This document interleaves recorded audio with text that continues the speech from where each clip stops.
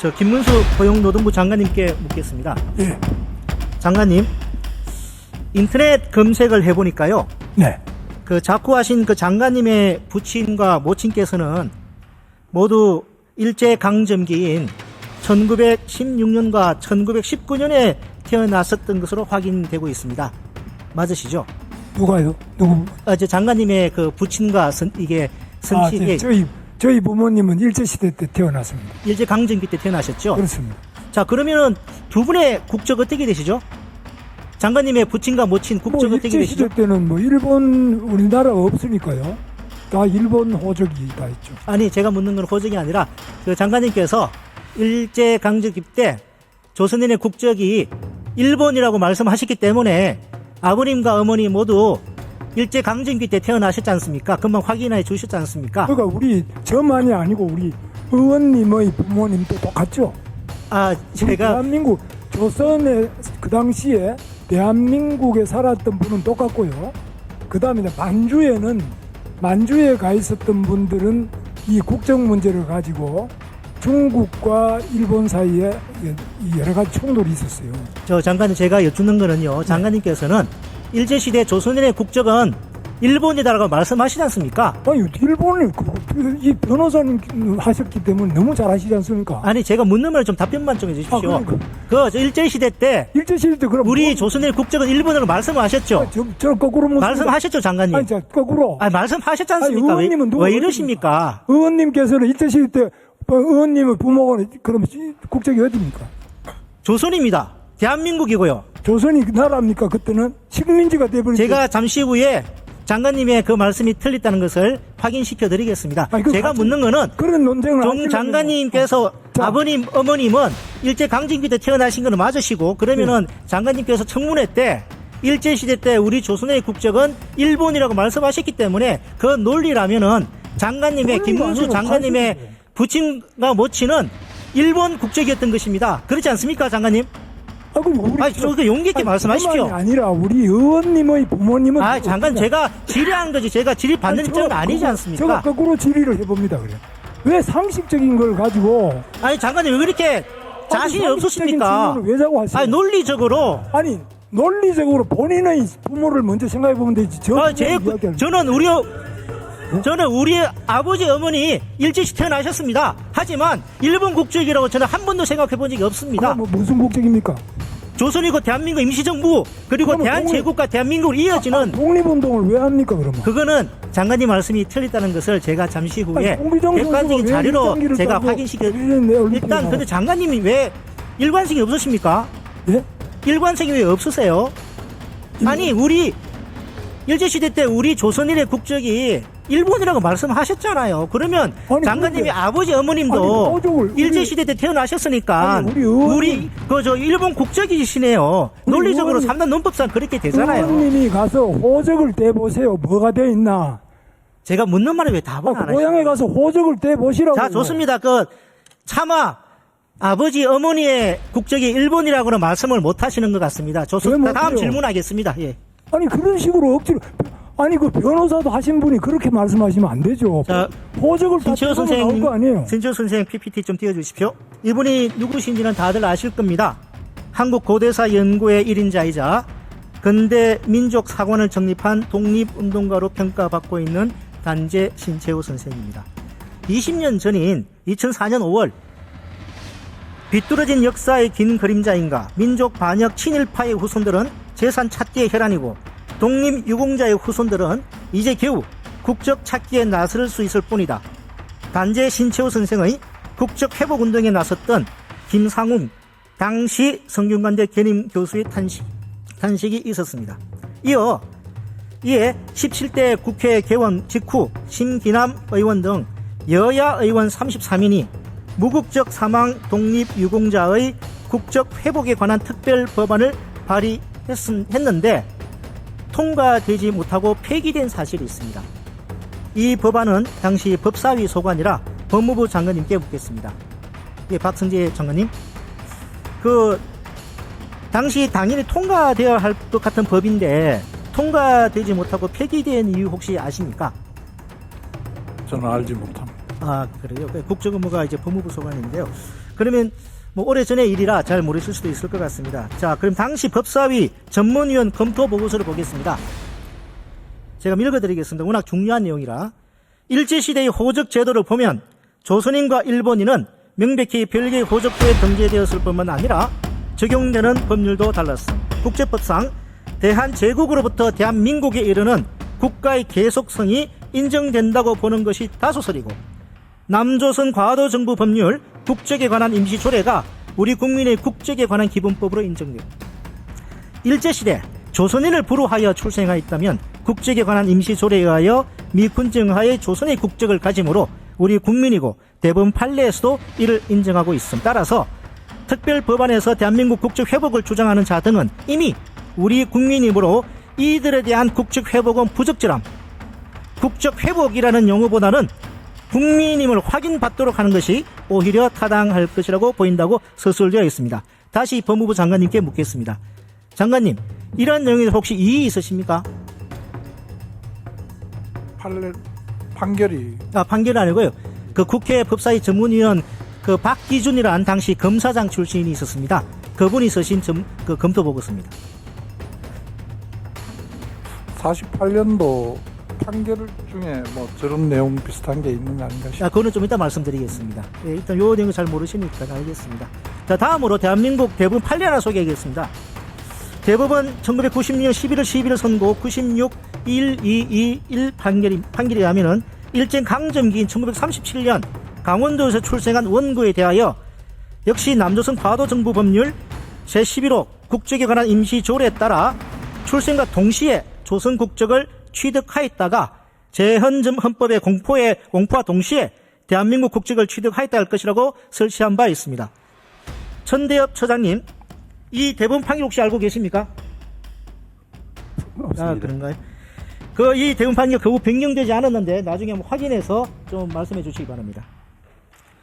그 후 2009년에 결국에는 독립유공자 예우에 관한 법률 개정을 통해서 국적 취득 회복이 아니라 가족관계 등록부에 취득하는 방식으로 신채의 선생의 호적 등재는 이루어졌습니다. 저 다시 고용부 장관님께 묻겠습니다. 네.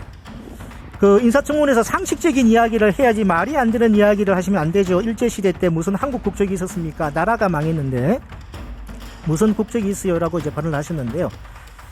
이자 일제가 무력을 이용하여 강제적으로 침탈한 시기였고 상식 운운하시는데 강도가 총칼로 협박해서 집문수에 날인받아 가면 그 행위가 유효한 것입니까? 그런 식으로 하시면 안 되고요. 이 국가 관계를 그렇게 보시면 안 되죠. 아니, 일본. 됐습니다. 알겠습니다. 예, 답변을 안 하시네요. 의원님, 제가 질문 하나 할게요. 자, 그러면 시간 관계상, 아까도 제대로 답변 안 하시길래요. 많은데 뭘 그러십니까? 자, 그러면 제가 국적법에 대해서 오늘 좀 더 상세하게 말씀을 드려보겠습니다. 자, 일방적으로 일제가 일본 제국주의, 일제가 우리 선조에게 일본 국적을 실제로 부여했는지, 그래서 일본 국민으로 실질적으로 처우했는지 한번 살펴보겠습니다. 자, 장관님, 일제가 우리 선조에게 일본 국적을 부여하였다면 일본 헌법과 일본 국적법도 우리 선조들에게 적용되었을 것 같은데 이에 대해서 알고 계십니까? 알고 있습니다. 어떻게 적용됐습니까? 안 됐습니까? 일본 헌법과 일본 국적법이 우리 조선인에게 적용됐습니까? 의원님 아시다시피 일본에는 일본 법에 의해서 적용되지만은 조선은 조선 총독부령에 의해서. 제가 묻는 질문. 일본 국적법, 일본 헌법이 조선인에게 적용됐습니까? 국적이라고 하면 제가 묻는 말이면 좀 대답해 주십시오. 그리고 일방적으로 하지 마세요. 그러려면 묻지를 마세요. 자, 어떻게 일방적으로. 시간관계상 일본은 조선의 일본 헌법과 국적법을 적용하지 않았습니다. 아니, 아무리 그렇지만. 1889년 일본 메이지 헌법 제18조는 일본 시민은 하지 마시라고요. 법률이 정하는 바에 따른다. 또 정하고 1898년 일본 국적법을 만들었습니다. 그리고 일본 국적이 표상되는 일본 호적에 등재되어야 일본 국적자로 인정되어 일본 국민으로서의 권리와 의무를 행사할 수 있었습니다. 일본이 홋카이도와 류큐를 19세기 말에 일본 영토에 편입해서 이 두 군데에는 모두 일본 호적에 일본 국적법을 시행하고 일본 호적에 등재를 했습니다. 그런데 조선에는 일본 국적법 시행하지도 않았고 일본 호적법도 적용하지 않았습니다. 장관님, 우리 선조 조상이 장관님 말씀처럼 조선인이 일본 국적 보유자로 이게 일본이 처우했다면 그 참정권 행사 가능했겠네요? 참정권은 주지 않았어요. 오케이, 알겠습니다. 그러니까 자, 그러면 국무단임권 어떻습니까? 가만있어, 의원님, 제가 한 번.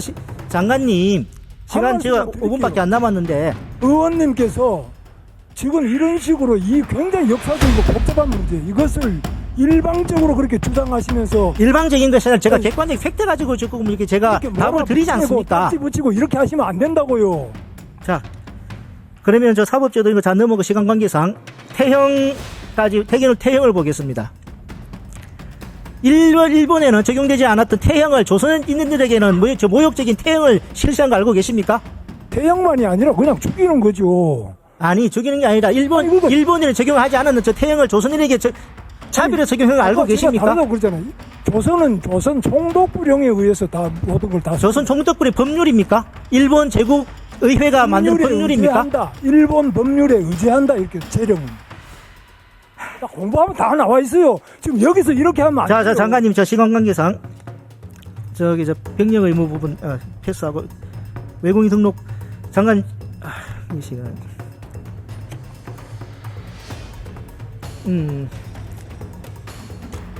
네네. 자,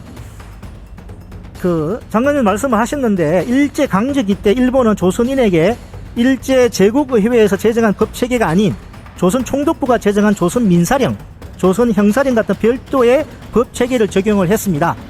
그래서 식민 통치를 위한 대외적인 필요에 의해 조선인을 인민, 신민으로 묶는 동시에 다양한 제도를 통해 일본 본토 일본인과 차별했습니다. 정인섭 서울대 국제법 명예교수의 말에 의하면은 일본이 조선인에 대하여 일본 국적법을 적용하지 않은 이유는 조선인이 다른 국적을 취득함으로써 일본 관할에서 벗어나는 것을 막기 위해서였다. 일본 국적법 제20조는 자기 희망에 의해 외국 국적을 취득한 자는 국적을 상실한다 라고 규정되어 있었기 때문에 일본 국적법이 조선인에게도 적용된다면 일제는 외국 국적을 취득한 조선인 독립운동가들에 대한 관할권 행사가 어렵게 될 형편이 있기 때문이라고 말한 바 있습니다. 일본 국적법이 조선인에게 적용되지 않았다는 사실, 장관님 다시 한번 제가 묻습니다. 알고 계셨습니까? 일본 국적자로 그때 간주된 자들은 일본에 있는 자들과 조선인과 대만인 이렇게는 다 적용이 됐습니다. 일본 국민이라면 일본 국적법이 적용되는 것이 당연한 거 아니겠습니까? 그럼 당연한데 왜 자꾸 아니라 그러세요? 아니 근데 조선인에게는 일본 국적법이 적용 안 됐다니까요, 장관님. 됐다니까 그러네. 그것만 제가 자료를 저렇게 보여드렸는데도 이 자료만 갖고 안 되죠. 그러니까 아니 서울대 국제법 명예교수예요. 자료를 제대로 갖다 놓고 제대로 공부를 해야지. 아니 제가 의원님도 대한민국 국적 과장을 원인한 사람입니다, 장관님. 그리고 이번 질의를 위해서 일본 국적법까지 제가 추가로 제가 살펴봤습니다. 자, 다음 질문. 저도 공부를 했어요. 왜 그러세요? 혼자만 공부하시는 거 아니죠?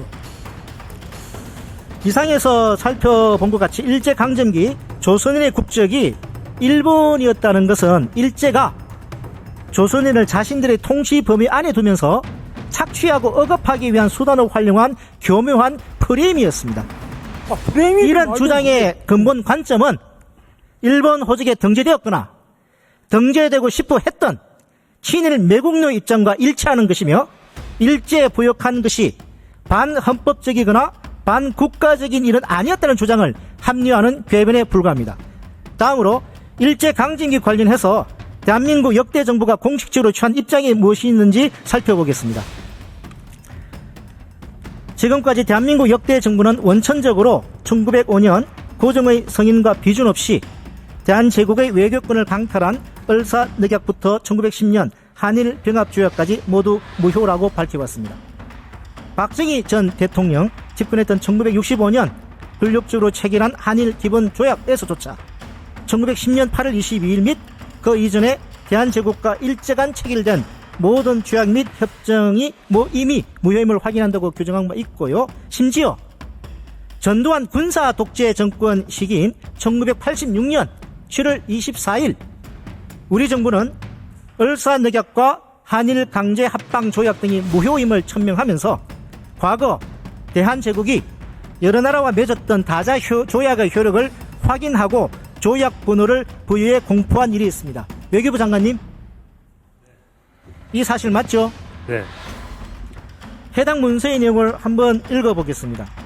1905년 11월 17일의 소위 을사보호조약과 1910년 8월 20일의 소위 한일합방조약을 비롯해 1910년 이전에 체결된 한일 간의 재조약은 대한제국과 대한제국의 조약 체결권자 관로안의 고종 및 순종 황제에 대하여 강박을 행사하여 체결된 조약이므로 현 국제법 이론에 의하여였을 뿐만 아니라 한일 합방 당시의 국제법 이론에 의하여도 당연 무효이다.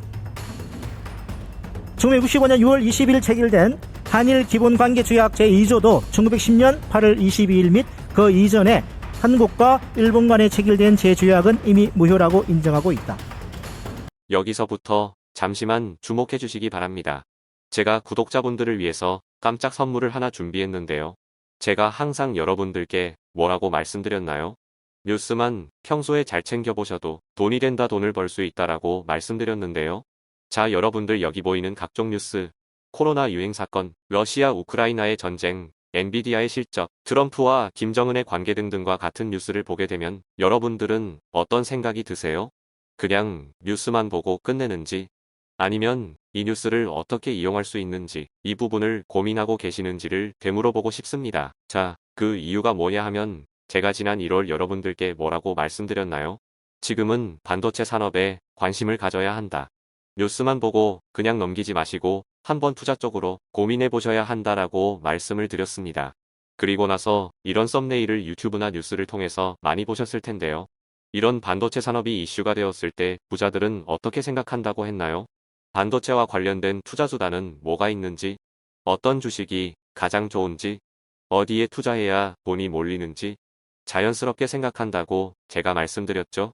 그 이유가 부자들이 봤을 땐 이슈가 돈으로 이어지고 그 이슈가 나에게 돈을 벌어준다는 경험적 확신이 있기 때문에 부자들은 항상 이런 사회적 이슈와 돈의 흐름을 관심 있게 쳐다본다고 제가 말씀드렸는데요.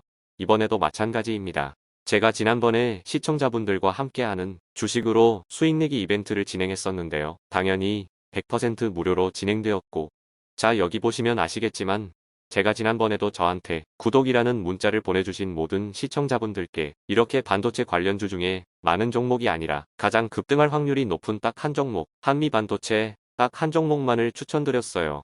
그러면서 여기 나와 있는 대로 정확히 얼마에 매수해야 하는지, 수익률이 얼마가 나왔을 때 팔아야 할지 정확히 말씀드렸는데, 자, 지금 실제로 어떻게 되었나요? 오른쪽을 보시면 아시겠지만 제가 1월에 문자로 이 한미반도체를 소개해드리고 나서 실제 3배 이상의 급등이 나왔죠. 그래서 당시에도 굉장히 많은 분들이 제가 드린 이 종목으로 수익을 크게 내실 수 있었는데요. 다시 한번 수익 축하드리고 이번에도 마찬가지입니다. 최근 우리나라뿐만 아니라 국제정세가 매우 불안정합니다. 과열된 AI 이슈와 함께 채권 가격과 일본 엔캐리 트레이드 청산으로 휘청거리고 있는데요. 이제 하락장의 초입으로 다양한 징후들이 나타나고 있습니다. 이제 본격적으로 금리 인하와 함께 하락이 더 심해지면 일반 개인들은 결국 더욱더 시장을 외면하고 가장 싼 가격에 울며 겨자 먹기로 손절하기 마련일 텐데요. 사실 역사적으로 이런 시그널이 있을 때야말로 좋은 주식을 저점에서 매수할 수 있는 절호의 기회입니다. 즉, 좋은 주식이 시장 상황 영향에 따라 어쩔 수 없이 떨어질 때를 적극적으로 노려야 한다는 거죠. 자, 그렇기 때문에 제가 이번에도 뭘 보내드린다고요? 지난번과 마찬가지로 대박이라는 문자를 보내주시면 제가 이번 하락장에서의 보물, 추후 주가가 가장 크게 급등할 한 종목을 구독자분들에게 문자로 종목명과 사고파는 시점을 모두 알려드릴 거예요. 그래서 여러분들이 주식으로 돈 버는 연습을 한번 해보시라 이렇게 말씀을 드리고, 혹시라도 나는 주식을 하지 않는다 라고 하시는 분들은 주변에 주식하시는 분들께 추천해 주셔도 되고, 연세가 있으신 분들은 자녀분들에게 한번 이걸로 수익을 내보라고 이렇게 조언해 줄 수도 있으시겠지요. 그래서 지금 이 영상을 보시는 시청자분들 중에 나도 이번 종목이 궁금하다 하시는 분들은 누구나 상관없이 어느 시간대나 상관없이 부담 없이 이렇게 위쪽 상단에 제 번호 남겨두고 있습니다. 제 번호 010-2088-3948 개인 번호인데요. 지난번처럼 대박 이라고 보내주시면 제가 이번에도 똑같이 무료 추천 급등주 문자를 보내드리겠습니다. 제 번호 3948로 문자 보내주시면 여러분들이 직접 이슈를 통해서 돈 버는 연습을 해 보실 수 있는 것이고, 제가 돈을 받는 것도 투자를 대신해 드리는 것도 아니니까 부담 없이 신청해 주시면 되는 겁니다. 그리고 수익이 나면 저는 다른 것은 바라지 않습니다. 제 채널에 구독, 좋아요 한 번씩만 눌러주시라, 이렇게 다시 한번 말씀드리겠습니다.